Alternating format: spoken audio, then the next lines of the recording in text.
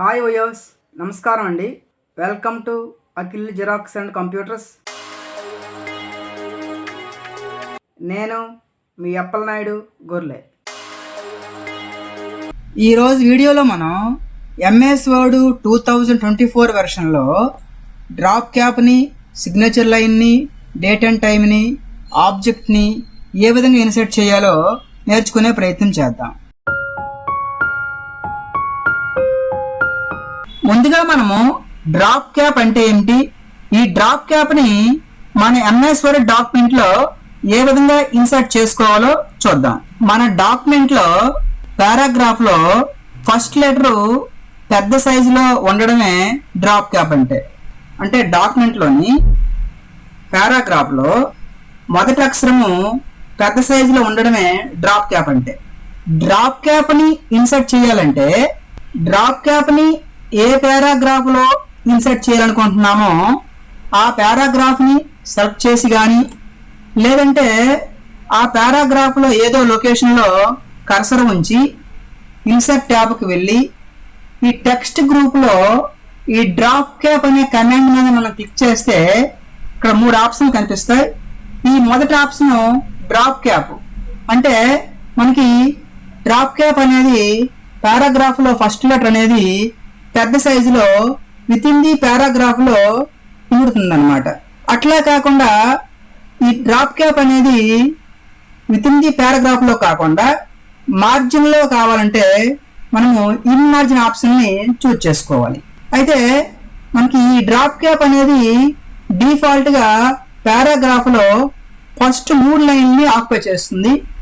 అట్లా కాకుండా మనకి ఈ 3 లైన్లు కాకుండా 4 లైన్లు లేదా 5 లైన్లు ఇంకా ఎక్కువ లైన్ని ఆక్యుపై చేయాలంటే ఈ last option drop cap option click చేసుకుని ఇక్కడ మనకి ఈ డ్రాప్డ్ ఆప్షన్ లేదా ఇమాజిన్ ఆప్షన్ ని చూజ్ చేసుకుని మన డ్రాప్ క్యాప్ ఎన్ని లైన్లు ఆక్యుపై అనుకుంటున్నామో అన్ని లైన్లు ఇక్కడ మనము ఎంటర్ చేసుకుని ఓకే చేయాలి.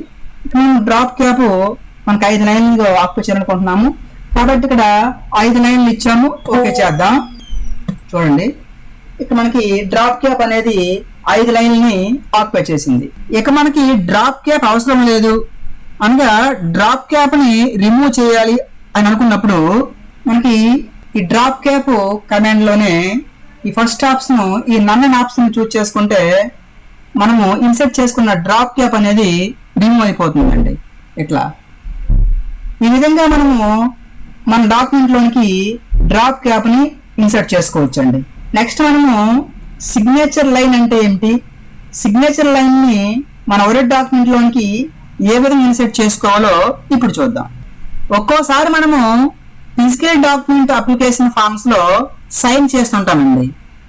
ఈ సైన్ ని ఎక్కడెక్కడ చేయాలో సూచించేదే సిగ్నేచర్ లైన్. ఈ సిగ్నేచర్ లైన్ ని మన డాక్యుమెంట్ లోనికి ఏ విధంగా ఇన్సర్ట్ చేయాలంటే ముందుగా ఇన్సర్ట్ ట్యాబ్కి వెళ్ళి ఈ టెక్స్ట్ గ్రూప్ లో ఈ సిగ్నేచర్ లైన్ కమాండ్ మీద క్లిక్ చేసుకుంటే ఇలా ఒక డైలాగ్ బాక్స్ అపియర్ అవుతుంది.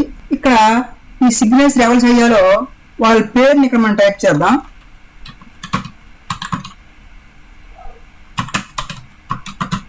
వాళ్ళ డిజిగ్నేషన్, వాళ్ళ మేనేజరా లేకపోతే ఇంకో డిజిగ్నేషన్ అనేది ఇక్కడ మనం టైప్ చేద్దాం, ఓకే చేద్దాం.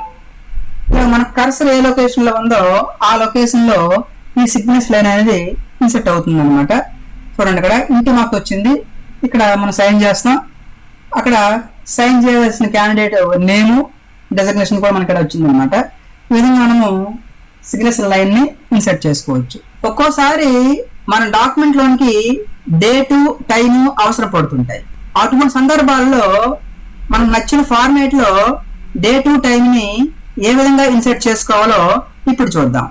మనకి day to time A location లో కావాలనుకుంటున్నామో ఆ లొకేషన్ లో కర్సర్ ఉంచి ఇన్సర్ట్ ట్యాబ్కి వెళ్ళి టెక్స్ట్ గ్రూప్ లో డేట్ అండ్ టైం అనే కమాండ్ మీద క్లిక్ చేసుకుంటే ఇలా మనకి డిఫరెంట్ ఫార్మాట్స్ లో డే టు టైమ్స్ కనిపిస్తాయి మనకి.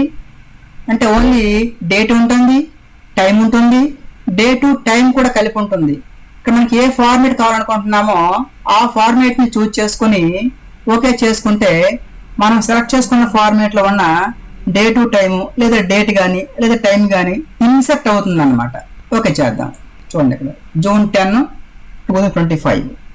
ఈ విధంగా మనకు కావాల్సిన లొకేషన్లో మనకు కావాల్సిన ఫార్మేట్లో డే టు టైంని ఇన్సర్ట్ చేసుకోవచ్చు. ఈ ఆబ్జెక్ట్ అనే కమాండ్ ద్వారా మనము మన ఎంఎస్ వర్డ్ డాక్యుమెంట్లోనికి మరో ఎంఎస్ వర్డ్ ఫైల్ని కానీ లేదా ఎక్సెల్ ఫైల్ని కానీ లేదా పీడిఎఫ్ ఫైల్ని కానీ ఇన్సర్ట్ చేసుకోవచ్చండి. అది ఎలాగో ఇప్పుడు చూద్దాం. దీనికోసము ఇన్సర్ట్ ట్యాబ్కి వెళ్ళి ఈ టెక్స్ట్ గ్రూప్లో ఆబ్జెక్ట్ని కమాండ్ మీద క్లిక్ చేసుకుంటే ఎలా అనుకో డైలాగ్ బాక్స్ అపియర్ అవుతుంది. కొత్త ఫైల్ని క్రియేట్ చేసుకోవాలంటే క్రియేట్ న్యూ, లేదా మన సిస్టంలో ఉన్న ఫైల్స్ని తీసుకోవాలంటే create from a file click చేసుకొని బ్రౌజ్ మీద క్లిక్ చేసుకుంటే మన సిస్టంలో ఉన్న ఫైల్ని చూజ్ చేసుకుని డెస్క్టాప్ సెలెక్ట్ చేసుకున్నాం. ఇందులో ఒక పీడిఎఫ్ ఫైల్ని తీసుకుందాం, సెలెక్ట్ చేసుకొని ఇన్సర్ట్ చేద్దాం. ఓకే, మనం చూజ్ చేసుకున్న ఫైలు ఇన్సర్ట్ అయిపోయిందండి. ఈ ఫైల్ని ఓపెన్ చేసుకోవచ్చు. ఈ ఫైల్ మీద మౌస్ యొక్క లెఫ్ట్ బటన్తో డబుల్ క్లిక్ చేసుకుంటే ఫైల్ ఓపెన్ అయిపోతుంది. ఈ విధంగా ఇదే మాదిరిగా మనము ఎంఎస్ వర్డ్లోనికి ఒక ఎక్సెల్ ఫైల్ని కానీ లేదా మరో వర్డ్ డాక్యుమెంట్ ఫైల్ని కానీ ఇన్సర్ట్ చేసుకోవచ్చు. ఈ విధంగా మనము ఆబ్జెక్ట్ని కూడా మన డాక్యుమెంట్లోనికి ఇన్సర్ట్ చేసుకోవచ్చండి. ఈ విధంగా మనం మన ఎంఎస్ వర్డ్ డాక్యుమెంట్లోనికి డ్రాప్ క్యాప్ని కానీ సిగ్నేచర్ లైన్ కానీ డేట్ అండ్ టైంని కానీ ఆబ్జెక్ట్ని కానీ ఇన్సర్ట్ చేసుకోవచ్చు.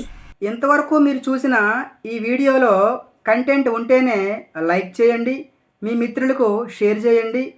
ఫర్దర్ వీడియోస్ ఇంకా ఉన్నతంగా రావడానికి మీ విలువైన సూచనలను సలహాలను కామెంట్ రూపంలో తెలియజేయండి.